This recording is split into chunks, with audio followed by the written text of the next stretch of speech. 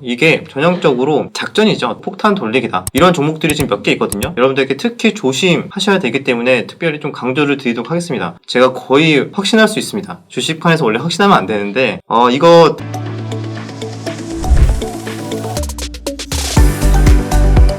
여러분들 오늘 시장이 굉장히 쉽지 않았습니다. 오늘 하루 종일 조금 지루한 흐름들이 나와주고 무엇보다 좀 특징적이었던 게 있어요. 오늘 시장에 대해서 정말 미쳐 돌아가는구나 라는 게 느껴질 정도로 개별주들이 막 변동성도 커지고 피레침이 대부분 나오기 시작하고 대부분의 종목들이 다 지금 추세를 이탈하고 하락을 하고 있어요. 이런 흐름들이 전형적으로 지금 불안한 시장, 매매할 게 없는 시장에서 나타나는 악질적인 패턴들이 굉장히 많이 나오고 있습니다. 차트를 보여드리면서 한번 설명을 드리도록 하겠습니다. 자, 일단 지수로 봤을 때도 코스피가 반등이 그래도 한 2270 가까이 좀 반등이 나왔었는데 맞고 다시 2200포인트 초반까지 하락을 했죠. 요 구간이 요런 저항대가 저점, 그러니까 전저점 구간이 사실 요 딱 맞고 떨어졌어요. 추세는 과연 이제 미국장의 영향에 거의 달려있다고 보면 되는데, 일단 차트 추세적으로 봤을 때는 저점은 이렇게 올리는 삼각 수렴의 패턴을 좀 나와주고 있다. 제가 매번 말씀드렸던 요 강력한 저항대 중에 하나가 여기 위에 60선과 120선이 있어요. 요 추세가 지금 계속 우하향으로 내려오고 있죠. 단기적으로 반등이 나오더라도 또 맞고 떨어지는 그런 추세가 가능하기 때문에 긍정적으로 봐도 박스권, 그럼 박스권은 어떻게 봐야 될까요? 요 구간이겠죠? 2300과 2100 초반대를 박스권으로 긍정적으로 봤을 때 요 구간에서 움직일 거기 때문에 지금 시장에서 종목들이 차익 실현이 많이 나오고 뭔가 불안한 흐름들이 나와주네? 그러면은 박스권에서 좀 더 이제 하락, 하단 지지선까지 갈 수 있겠다라고 생각을 하는 거고, 비교적 종목들이 잘 버티고 매매할 종목들이 잘 나오고, 만약에 예를 들면은 오늘 같은 경우에는 원전주 같은 종목들이 오랜만에 좀 기준봉을 만들어줬죠. 그래서 이게 얼마나 연속성이 강할지는 내일 오전장까지 조금 체크를 해봐야겠지만 이런 종목들이 많이 나오고 많은 테마군들이 생기면은 다시 양호하게 좀 지수가 반등이 나오면서 비교적 좀 박스권의 흐름이 나올 가능성이 높다라고 생각하면 되고, 자, 부정적으로 본다면은 여기 다시 저점을 테스트하거나 다시 저점을 이탈할 수 있는 가능성도 있다. 재료로 봤을 때는 영국 이슈를 빼놓고 말씀을 드릴 수 없겠죠. 영국 이슈, 그 다음에 일단 테슬라도 현재 시간으로 마이너스 5% 이상 하락하면서 끝났죠. 그래서 미국장의 결국에는 실적 장세가 지금 앞으로 이어질 텐데, 아직까지는 그나마 예상보다는 실적이 그래도 한 60% 정도는 좋게 나오고 있어요. 그런데 이번 테슬라는 약간 미스가 나왔지만 예민하게 시장은 반응을 하고 있다. 그래서 앞으로 나오는 실적들에 대해서도 생각보다 쇼크 비중이 높으면 높을수록 시장은 한 번 더 출렁거리고 그러면서 다시 저점을 좀 이탈할 수 있는 가능성도 있기 때문에 긍정적인 이제 바닥이다라기보다는 제가 처음에 말씀드린 좋게 봐도 박스권, 그 다음은 하단을 다시 뚫고 이탈할 가능성이 높다. 나는 그럼 여기에 맞게 투자 전략을 세워야 되고, 근데 사실 여러분들 아시겠지만 저도 이제 트레이딩을 하고 여러분들 트레이딩 하시는 분들 많을 텐데, 트레이더에게는 가장 중요한 마인드가 있어요. 그게 뭐냐, 카페에서 제가 매번 시황 정리 이렇게 하고 있잖아요. 그래서 오늘 장전 체크 포인트라고 해가지고 8시에 올려드린 글에서 여러가지 이슈 이런 거 뉴스 정리해드리고 이런 말씀 드리긴 했죠. 오늘 미국장 하락 영향을 받아 0.5% 내외로 출발할 예정이다. 횡보 또는 추가적인 하락의 관망세가 높아 보수적인 대응이 유효하다라고 말씀을 드리면서, 마지막에 마크 와인스타인이 시장에 반응하는 트레이더는 성공하고 견해를 가진 트레이더는 실패합니다라고. 그래서 이게 어떤 의미냐면은 지금 나름대로의 시장은 이렇게 흘러갈 가능성이 높다라고 저는 말씀을 드리고 있지만,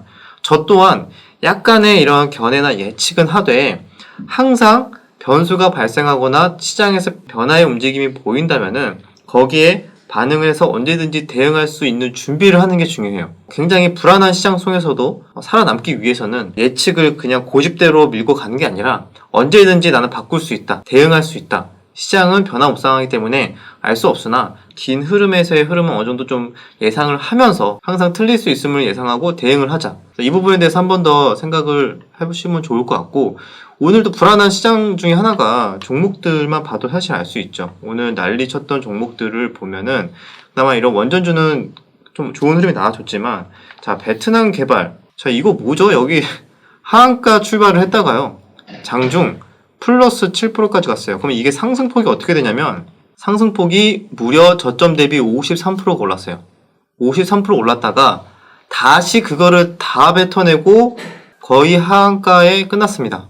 마이너스 29.5%에 끝났거든요. 어떤 모습일까요? 이게 전형적으로 작전이죠. 폭탄 돌리기다. 이런 종목들이 지금 몇 개 있거든요. 여러분들께 특히 조심하셔야 되기 때문에 특별히 좀 강조를 드리도록 하겠습니다. 저점이 60원대였는데 거의 이유 없이 7배를 급등을 시킵니다. 나온 뉴스로는 뭐 이런 뉴스가 있긴 있었어요. 뭐 베트남 주택법 개정안에 대해서 뭐 수혜를 볼 수 있다라는 뉴스가 붙긴 했지만 그러기에는 조금 움직임이 너무 작전에 가까웠고 폭탄 돌리기에 가까웠다. 왜냐하면 사실 알아보니까 이 종목도 결국에는 이 운용사 측에서 청산 과정에 있는 펀드이기 때문에 실질적으로 그런 수혜를 받지 않는다라고 이야기를 했거든요. 그러면 이미 청산 과정에 있는 펀드인데 단기적으로 7배를 올리고 거기에서 지금 이렇게 거래 대금을 터뜨리면서 변동성을 주어지고 있다. 하한가 갔다가 50% 올랐다가 하한가 갔다가 물론 여기에서 수익을 내신 분들도 있겠지만 결국에는 이런 흐름들은 전형적인 폭탄 돌리기가 시장이 안 좋았을 때 나오는 모습이기 때문에 지금 당장 매매할 게 없다고 해가지고 이런 종목을 그냥 덥석덥석 매매를 했다가 크게 손실을 볼 수가 있거든요. 그래서 잘 트레이딩이나 좀 단타를 잘 하는 데 있어서 아직 초보자인 분들은 정말 조심해야 되는 종목도 이런 종목이에요. 마지막 모습은 어디까지 떨어질까요? 제가 거의 확신할 수 있습니다. 주식판에서 원래 확신하면 안 되는데 이거 다시 제자리 돌아갈 거예요. 제자리 돌아갈 확률이 높습니다. 사실 여기까지 야금야금 기술적 반등 중간에 뭐 살짝 줄 수는 있겠지만 그거 조금 먹으려다가 오히려 더 큰 손실을 날 수 있다는 점 말씀드리고 거의 제자리에 돌아갈 확률이 높다는 거 보수적으로 봐야 된다는 점 다시 한번 강조드리겠습니다. 또 대표적으로 지금 말도 안 되게 올라가는 종목 하나 더 있죠. 양지사. 자 여러분 이 양지사 종목이 오늘 장중에 시가총액이 1조로 넘어갔거든요. 참 회사를 비하하는 건 아니지만 여러분 다이어리 만드는 회사인데 1조의 가치를 갖는다? 지금 적자를 보고 있고 다이어리를 만드는데 1조를 지금 평가를 받았거든요. 이게 정상적인 지금 시장의 상황입니까? 품절주, 유통 주식수가 없고 최근에 어떤 개인 투자자가 지분 매입을 하고 뭐 이런 여러 가지 이슈 때문에 오르는 거긴 하지만 사실 이것도 방금 말씀드린 베트남 개발과 별반 다를 거 없는 전형적인 폭탄 돌리기 패턴에 가깝다라고 생각하시면 돼요. 여기에서 좀 피해를 많이 안 보셨으면 하는 마음에 제가 이런 종목들을 말씀을 드리는 거고 사실 이렇게 실적도 없는데 그냥 단순하게 주식 종목 수가 적다는 이유로 이렇게 단기적으로 몇 배, 5배, 6배 이렇게 올랐어요. 당장은 변동성이 계속 있겠지만 결국에는 거의 제자리를 찾아간다라고 생각하시면 돼요. 지금이 5만원, 6만원인데 제자리면 어디죠? 10,000원 이하로 떨어진다고 생각하면 좀 끔찍하죠. 그래서 이러는 분들이 있어요. 가끔씩 이런 이슈 이런 거 묻고 따지지도 않고 나는 차트만 보고 매매하고 거래 대금만 보고 매매한다 라고 하시는 분도 있는데 가끔 그렇게 매매하다가 정말 여기에서 크게 한번 맞고 갑자기 악재 뜨고 막 하한가 가고 막 이런 경우가 있거든요. 저도 예전에 하도 옛날에 많이 당한 적이 있어가지고 저도 이런 거 막 매매 많이 했다가 저는 예전에 이런 적이 있었어요. 제가 매수를 하고 30분 지났는데 갑자기 호가창이 안 움직이는 거예요. 그때 점심시간이었는데 뭐지? 잠깐 렉 걸렸나? 인터넷이 끊겼나? 하면서 봤어요. 근데 갑자기 공시가 뜨는 거예요. 매매 거래 정지. 어떤 사유 발생해서 정지됐다. 제가 사실 그 종목 들어가기 전에도 이유가 말도 안 되는 거는 알겠지만 그리고 적자도 굉장히 심했고 불안한 종목인 건 알겠는데 그래도 변동성을 잘 주니까 그래도 한 번은 주겠지. 한 번은 내가 뭐 탈출하거나 수익을 주겠지라고 생각을 해서 한때 매매를 한 10년 정도 전 20대 후반이었던 것 같은데 그때만 하다가 30분 만에 거래 정지 맞고 다행히 상패는 면했지만 거의 마이너스 40% 며칠 뒤에 풀렸는데 하한가 2방 정도 맞으면서 그때 팔았던 기억이 있는데 그 이후로는 보수적으로 더 되는 것 같아요. 원래 사람이 좀 크게 맞아봐야 좀 조심할 줄도 알잖아요. 그래서 이런 종목들은 지금 수익이 날 때는 비교적 굉장히 짜릿하겠지만 계속 이런 종목들을 매매하다 보면은 언젠가는 또 그렇게 크게 한 번씩 맞는 순간이 오거든요.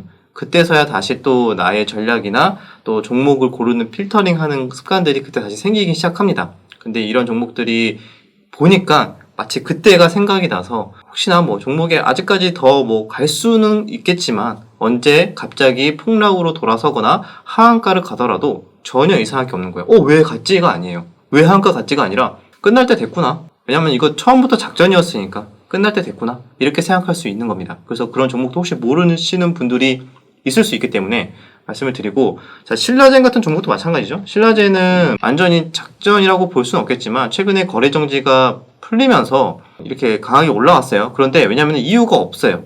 대표적으로 이유가 없는 종목들이 대부분 많고 방금 양지사 같은 종목도 사실 뚜렷한 이유가 없죠. 품절주라는 이유로 시장이 안 좋다는 이유로 그냥 올렸습니다. 그래서 신라젠도 마찬가지. 신라젠도 거래 정지가 풀려서 수급적인 요인 때문에 일단 올랐어요.